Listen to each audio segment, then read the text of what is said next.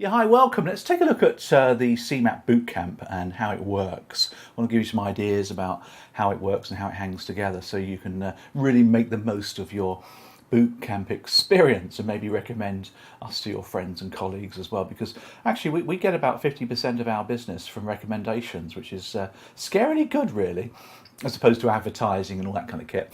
People telling their friends and colleagues that they liked it and those people coming on board. So that's worked really, really well for us. Maybe we should do a Marks and Spencer's token or something like that for you. So let's talk about how the bootcamp works then and where it's moved to over the last sort of year or so. So let's put the title up there for you then. Bootcamp is what we're looking at. Here we go. And let's talk about that in some depth then, how it works. Well, first of all, when you enrol on the bootcamp, we give you 180-day access. So we give you half a year to access the bootcamp, which is plenty of time really. I mean, it's 6 months, and most people can get Cemap done within 3 months or so if they really put the mind to it. But some people are very busy, family, etc. Therefore, a 6-month time frame is fine. If you want longer, you can have access to it for longer as well if you wish to, and we give you access to it, and you can get it for half price if you want it for a further 6 months or so. Now, once you've enrolled and you've paid your monies, we then send you your access details. We send you a password and username, and you can go online to the learning system and you can enroll and register, and you have access to the system. Now, we do recommend you change your password, but that's entirely up to you what you decide to do. So the first thing you do though is to work out your schedule, because I'm a very sort of schedule-based person. I'm sure you are too. I think everything should have some kind of schedule, particularly when it comes to something fairly dry like studying for your Cemap. You've got to work it out in your head as to when you're going to take the exams, etc. So there's 3 options really you can work with on Bootcamp. The first option is to do it over 3 months. That's the traditional one. That's quite tough. A lot of people set off with a 3-month one and then afterwards they tend not to keep to it, which is not a problem. Then we have the 6-month option, and then finally we have the complete flexible option. They are flex. And these work in different ways. Now, the bootcamp itself, as you know, consists of a number of lessons for each exam. Cemap 1's about 30 odd lessons, Cemap 2 and 3 is about 30 odd lessons. So what we suggest, therefore, is if you want to get it done within 3 months, then you want to commit yourself to doing 5 lessons a week. Yeah. Now, each lesson in the Cemap Bootcamp consists of a number of areas for you to study. There's a number of videos typically on each lesson, which can range from sort of 6 minutes to sort of 12, 13 minutes each. Some lessons have 6, 7 or 8 videos, some have 2 or 3, it depends on the complexity of the lesson. What we also have is audio as well. We have a podcast that you can listen to. Now, the point behind the podcast is it takes you through the LIBF textbook. Now, the LIBF textbook is the book you get for free when you register with the London Institute. It's a decent enough book. They bulked it out too much, and there's some critics for it, but you know, fair play to them. They produce a reasonable book. Now, the audio kind of summarises and narrates the book. So if you just want to listen to the audio, that's fine. If you want to listen to the audio and read the book at the same time, that's fine too.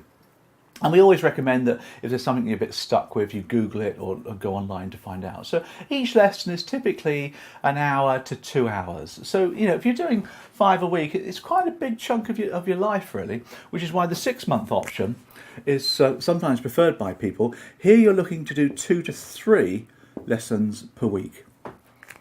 So you can have 2 or 3 days off, or you can do a lesson every 2 days, or a lesson spread over 2 days. Entirely up to you. And do the maths, obviously it all works out that you do 30 lessons, take the Cemap 1, then you do 30 more lessons and take your Cemap 2 and 3, and then you do the same for the 6 months, but you do less lessons. That's the whole point. You should always study Cemap 2 and 3 together, which is why we do that. Interspersed with your schedules, you want to obviously book the exams as well. So if you're on the 3-month schedule, 5 lessons will take you 6 weeks. So you're wanting to book your Cemap 1 exam after about sort of 7 weeks or so. Likewise with the 6-month one, you want to book the exams in advance as well. You can change the exam dates with no cost, so that's entirely up to you what you do there. The flexible option is entirely up to you, so you do as many lessons as you want. As many as you please. You know, you can do a couple of weeks, you can take a week off, you can take a week off work, and maybe sort of crunch 6 or 7 of them. I've had some people who've got the whole boot camp done in a couple of months. They've taken some time off, or they've got time off work, and they've just got on with it. You know, they've just like splurged it, binged it almost, is probably a good word to use. So that's entirely up to you how you do that. Remember, you've got the 180 days access, so you determine it as well. So the lessons that I mentioned to you are very multimedia. They're full of video, they're full of audio, and they take you through the whole syllabus. It's usually me talking about a topic with the whiteboard or flip chart or whatever it is, bringing it to life, hopefully. A lot of people like my style. I've been doing this now for a long time, since 99, when the exam came out. I've been training people all around the UK on it, and we're doing it on the bootcamp now. So you take your exams, as I mentioned to you, but prior to the exams, you can build in 2 or 3 days of revision. Now, revision, we've given you some extra stuff on the bootcamp for revision purposes. So once you've done your study here, of course, you can then go and do your revision. Now, the revision is something that you do after your study. And a lot of people get confused with this, but this is your study, and then you have revision. They're separate elements. You've got to study the stuff in the first place. You can't just revise it. You've got to study it, then you revise. Now, to revise, we've got our revision guides there online for you. So you can download the PDFs of the revision guides. They're very useful. They summarise stuff. They talk about it in a different way. You wouldn't have read the revision guides because you've been doing with the LIBF textbook. So they're nice as well. And we've also got some extra audio for you, which is a revision-based audio, which might help you along the way as well, your revision. Obviously, all along the way, we've got tests for you built into the bootcamp. So periodically, every 6 or 7 lessons or so, maybe slightly more, we'll have a lesson where there's a number of tests that you have to take. These are Cemap-based tests, which you can do to see if you're on track, really. And we give you quite a lot of those during the boot camp. There's plenty more you can buy online if you want to go online and buy some more as well. People often do. Don't forget to sign up for our Cemap 1, we call it Cemap 1, 2 and 3, question a day. We call it a quad, question a day. It's part of the deal if you want to. You'll get emails from me because you're part of the boot camp. If you go down to the bottom of the email and you go to amend details or subscription, you can then add a number of other databases that we can put you onto. One of them is called Cemap Question a Day, where you get a question a day on Cemap every day. That's why it's called Cemap Question a Day. And we give you a question a day for about 3 months, actually, so there's quite a lot there. Then every week after that. So these are just questions from the whole syllabus, which is quite a nice one for you to go to. There's also Mortgage Advisor CPD as well, which you can sign up for that database. So lots of things going on there for you as well. Now, if you get stuck, and that's fine, I get that. You know, the fact is, if you're in a classroom, you better ask the trainer questions. If you get stuck, there's a number of things you can do. You can go on the forum and see if somebody else is on there, but the forum's not really what people like to do, really. I get that, it's fine. But if you go on the forum or you email me, if you go on the forum, you can message me on the forum, and I get that through on my phone wherever I am. If I'm not around, one of my colleagues will pick it up for you. And we'll answer your question via email. We can talk to you about it on email. We can answer your questions. We try and do it as quickly as possible. Some people might find that as soon as you send me an email, if I'm in the office, I tend to answer them quickly because that's the right thing to do. If it's a big question, then I'll store it up for these video casts. So I'll do a question or so on a topic based upon what somebody's asked me during the week, and I'll present it live using the whiteboard and everything, and everybody gets a good visual experience. So that's the video cast. They're evolving, as I mentioned to you before. We're going to do some live streaming next time rather than using the webinar software. So that's the bootcamp, really. Now, ultimately, of course, you want to pass the exams, and that's where you want to go with this. That's good news. Following the exams, you'll need to get yourself some employment, unless you've already got some. So go on my LinkedIn, link in with me. There's loads and loads of connections, and on the posts, whenever my connections advertise jobs in the industry, I always share them. So link in with me, and you can see what's going on there as well. We've got some further help if it helps you. We've got a skills package, advisory skills we call it, which is video based, which will teach you all the skills you need to get yourself competent advisor status. So that's all about selling, advising, fact finding, and those sort of things.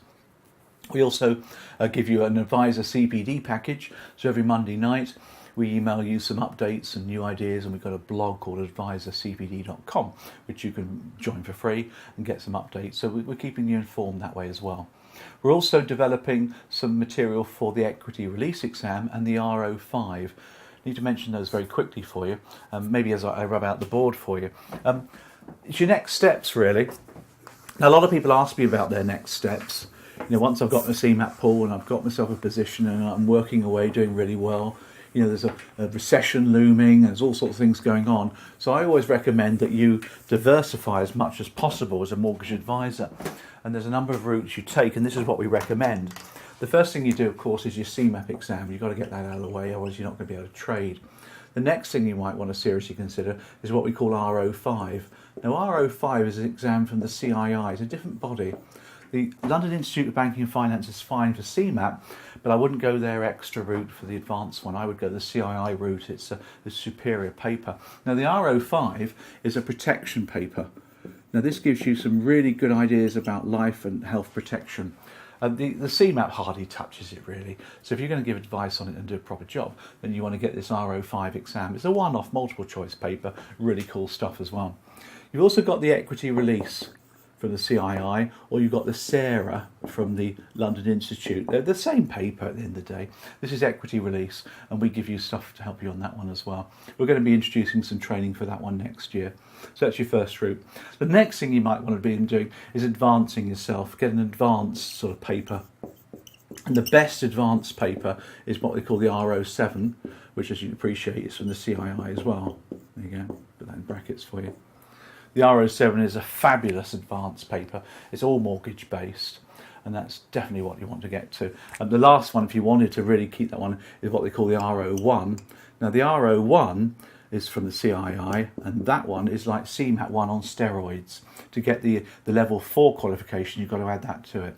Or you've got the London Institute of Banking route if you want to go for theirs as well. They do a particularly good one, but it's kind of studenty. It's very sort of university. You've got coursework and exams, and it's a long period of time, quite expensive too, so you need to factor that in. Whereas the RO7 is a one-off multiple choice exam. It's hard, don't get me wrong, and the RO1's the same as well. So you might want to choose that. That's what I would do. I'm just telling you what I would do. I'm not making money out of this. I'm not getting backhanders from these institutes. Crikey, they're charities. I don't go there, and I work for both of them anyway. I've been in the industry for years.